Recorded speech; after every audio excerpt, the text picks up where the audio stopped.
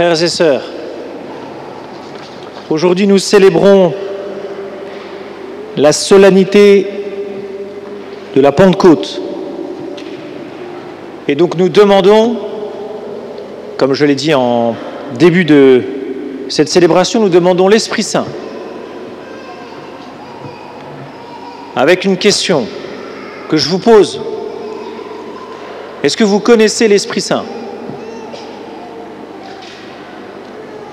Est-ce que l'Esprit a fait un jour quelque chose pour vous? Est-ce que le Christ, par l'Esprit Saint, a fait quelque chose pour vous?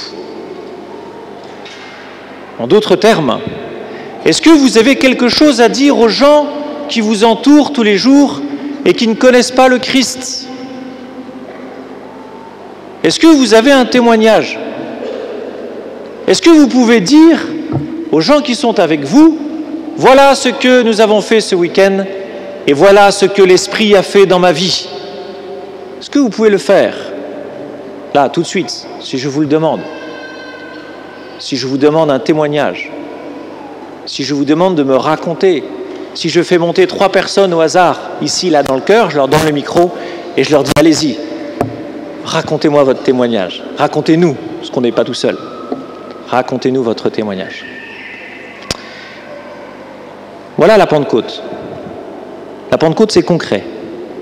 C'est l'Esprit qui descend dans un cœur et qui transforme un cœur. Bien sûr, alors je vais être un peu plus concret, ou je vais rentrer un peu plus dans les Écritures. Est-ce que vous avez compris l'Évangile? Est-ce que vous avez compris l'Évangile? De quoi parle l'Évangile d'aujourd'hui? Quel est le témoignage que l'Esprit rend au Christ? Quand viendra le défenseur que je vous enverrai d'auprès du Père, lui l'Esprit de vérité qui procède du Père, il rendra témoignage en ma faveur. De quoi? De qui l'Esprit Saint va rendre témoignage. Ça nous concerne, parce que si je continue la lecture, et vous aussi, vous allez rendre témoignage car vous êtes avec moi depuis le commencement.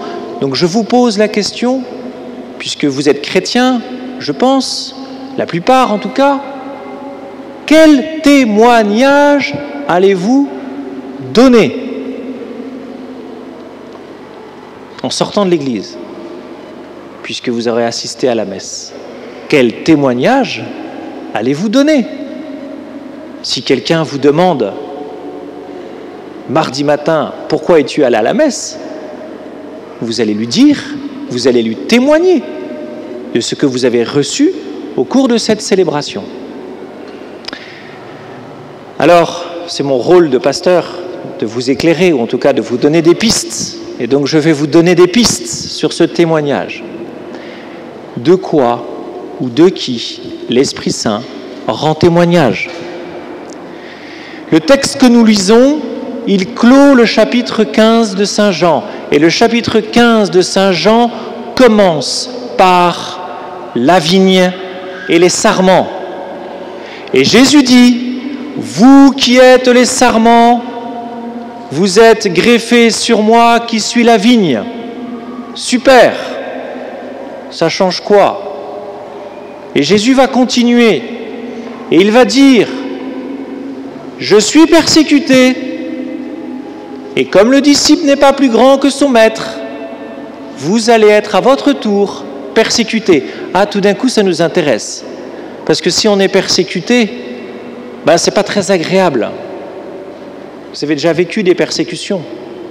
Sans doute.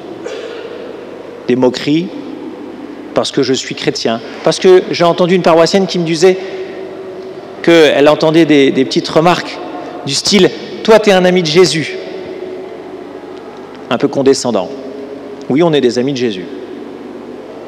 Et c'est ce qui fait notre gloire. Et l'Esprit rend gloire au Seigneur parce que Jésus a une gloire qui est, et c'est là le cœur de ce que je veux vous dire ce matin, c'est pour qui est que sur la croix, dans la persécution, dans la mort, Jésus pardonne. Quel est donc le témoignage que l'Esprit Saint rend au Christ? C'est que Jésus, dans la persécution et dans la mort, ne s'est pas laissé aller à la haine et à la vengeance, mais qu'il a pardonné.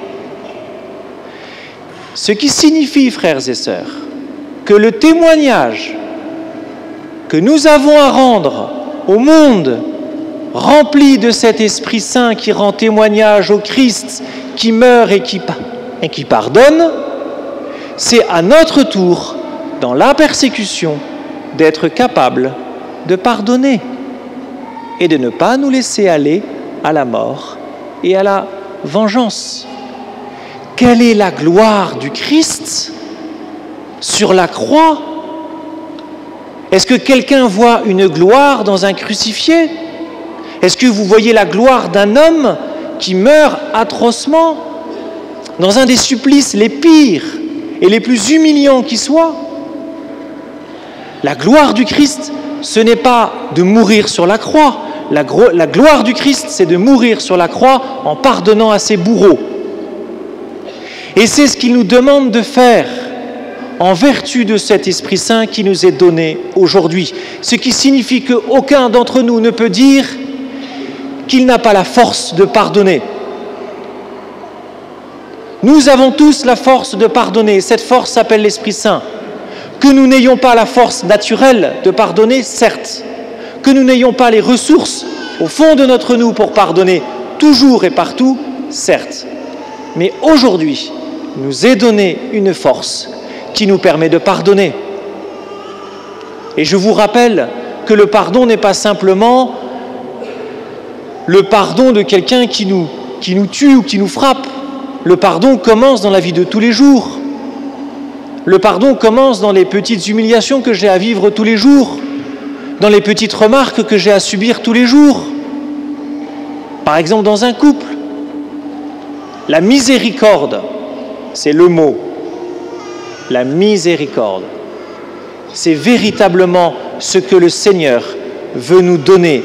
Et cette miséricorde, elle consiste, frères et sœurs, à pardonner à ceux qui nous font du mal aujourd'hui, qui nous ont fait du mal dans le passé et qui nous feront du mal demain.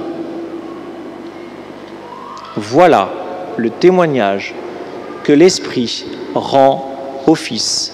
Voilà le témoignage que nous avons à rendre tous les jours. Concrètement, frères et sœurs, cela signifie que vous n'avez pas le droit de vous critiquer les uns les autres, que vous n'avez pas le droit de critiquer votre frère, que vous n'avez pas le droit de critiquer celui qui vous persécute parce que vous avez la force de lui pardonner. Que vous ayez un lieu où vous puissiez vous épancher, c'est possible. Mais le pardon va jusque-là. Le pardon, il est difficile, il est même très difficile, tous les jours et partout. Mais avec l'Esprit Saint, nous avons cette force de pardonner. Maintenant que vous savez ce que l'Esprit peut vous donner ou veut vous donner, est-ce que vous voulez le recevoir? J'attends une réponse. Est-ce que vous voulez recevoir l'Esprit Saint? Plus fort. Bien. Est-ce que vous êtes prêts à tout pour recevoir l'Esprit Saint? Bien. Vous aimez jouer? Alors vous allez vous lever. Et ensemble, je vais vous expliquer l'exercice. Vous savez, dans la vie, il faut être concret, il faut jouer avec son corps, et il faut savoir prier avec son corps. Donc vous allez poser la main, votre main droite, sur l'épaule de votre voisin de droite. Ceci n'est pas un jeu. Ceci consiste. Le signe de ceci, c'est que tous ensemble, liés les uns aux autres, nous allons maintenant demander l'Esprit Saint, nous allons maintenant demander la force de pardonner dans nos vies. C'est ça l'enjeu, rien de moins. Rien de moins. Seigneur Esprit Saint, tu nous connais, tu connais nos cœurs, tu sais quelles sont nos difficultés à aimer, à nous laisser aimer. Aujourd'hui, tu nous dis que tu es là, alors nous te demandons de transformer nos cœurs, de venir visiter tous les recoins et les recoins les plus obscurs, les plus fermés de nos cœurs. Te demandons maintenant la force du témoignage du Christ, la force de pardonner tous les jours, à tous et en tout temps. Ô Esprit de feu, toi notre Seigneur,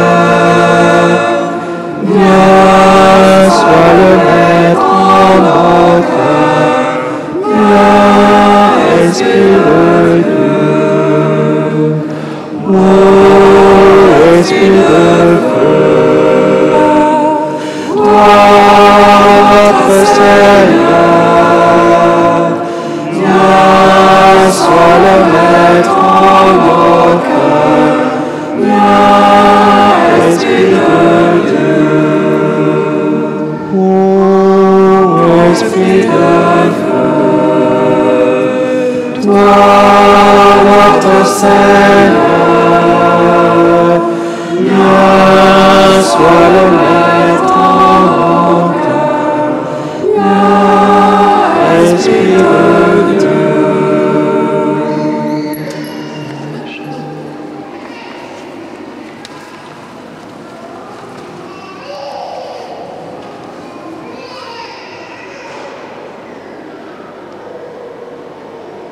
Amen. Vous pouvez vous asseoir.